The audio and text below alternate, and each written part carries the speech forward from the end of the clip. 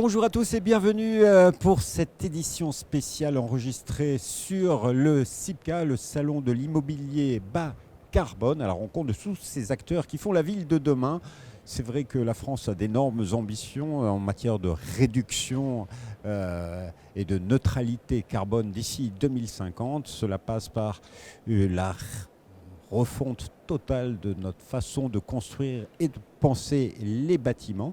Mais est-ce que nous sommes en retard par rapport à d'autres pays européens? C'est ce que nous allons voir avec notre invitée, Cécile Dapp. Bonjour. Bonjour. Vous êtes directrice de LCBI pour Low Carbon Building Initiative. C'est un label. Expliquez-nous ce que c'est. C'est un label, c'est avant tout une coalition d'acteurs majeurs de l'immobilier européen qui a été initiée et créée par l'association BBCA, l'association pour le bâtiment bas carbone. Co-organisatrice de ce salon. Tout à fait. Cette coalition d'acteurs s'est réunie à partir de 2022 pour créer des méthodologies visant à accélérer la décarbonation de l'immobilier européen. Donc, le besoin de ces acteurs à l'origine de ces labels, c'était d'être capable de mesurer l'empreinte carbone de leur bâtiment sur tout le cycle de vie d'un bâtiment à l'échelle européenne. Et il faut savoir qu'avant l'existence de ce label, il était quasiment impossible pour eux de comparer les empreintes carbone de leurs actifs à l'échelle européenne à cause de méthodes et de réglementations très différentes selon les pays. Et quel est l'intérêt justement d'avoir ce comparatif européen? Alors il y en a plusieurs. Tout d'abord, le fait d'être capable de dire avec certitude mon actif est bas carbone. En fait, un label va permettre non seulement de comparer sur une même base, c'est-à-dire de dire si celui-ci a une empreinte carbone plus faible, je peux le dire avec certitude en partant de la même méthode de mesure et non pas parce qu'en fait on ne mesure pas la même chose. Donc premièrement. Et deuxièmement, je peux le dire avec certitude parce que grâce à un label, le principe d'un label, c'est que les données sont vérifiées par un tiers certificateurs. Donc nous avons des partenaires qui sont les partenaires certificateurs, Bureau Veritas, Certivea, qui vont vérifier la véracité de la donnée. Donc on peut affirmer que l'empreinte carbone est robuste, vérifiée, et que nous n'avons pas des acteurs qui disent « je suis bas carbone » sans réalité derrière. Alors là, on est dans le comparatif européen. Justement, une question toute bête, c'est la France est-elle bonne élève?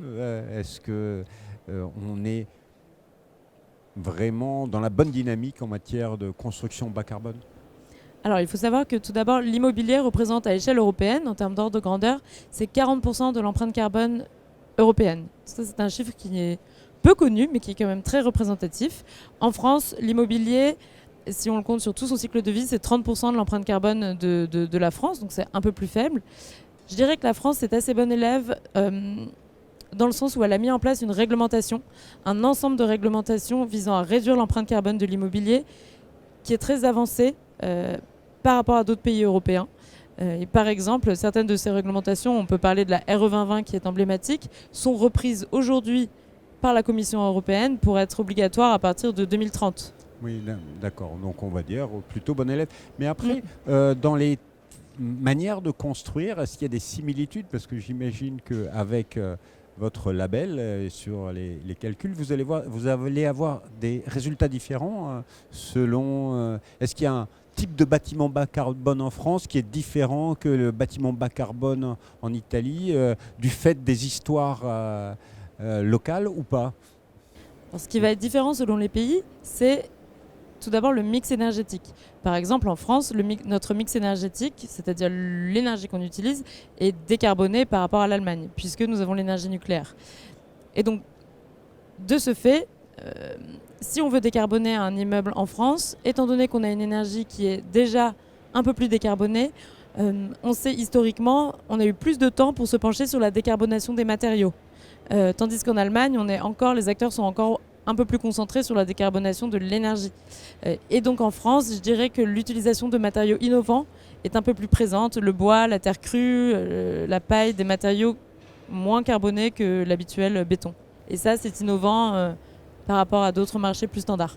Alors vous qui étudiez un petit peu tous les pays d'Europe, et donc vous voyez des innovations qui arrivent, parce qu'on voit au sein du salon beaucoup d'innovations, de nouveaux matériaux, de nouvelles propositions.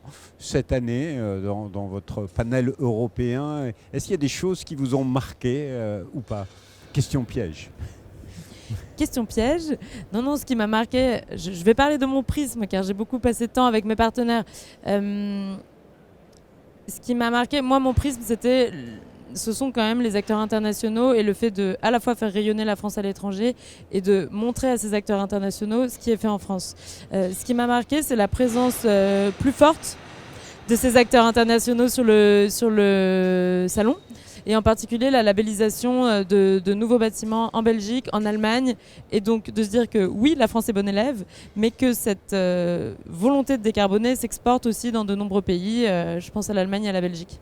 Voilà, vous êtes plutôt rassuré pour l'avenir de la construction bas carbone en Europe. Merci infiniment pour votre regard. Alors si vous voulez en savoir plus, vous pouvez aller sur le site internet www.lowcarbonbuilding.com où vous avez toutes les informations sur ce nouveau label. Au revoir et à bientôt.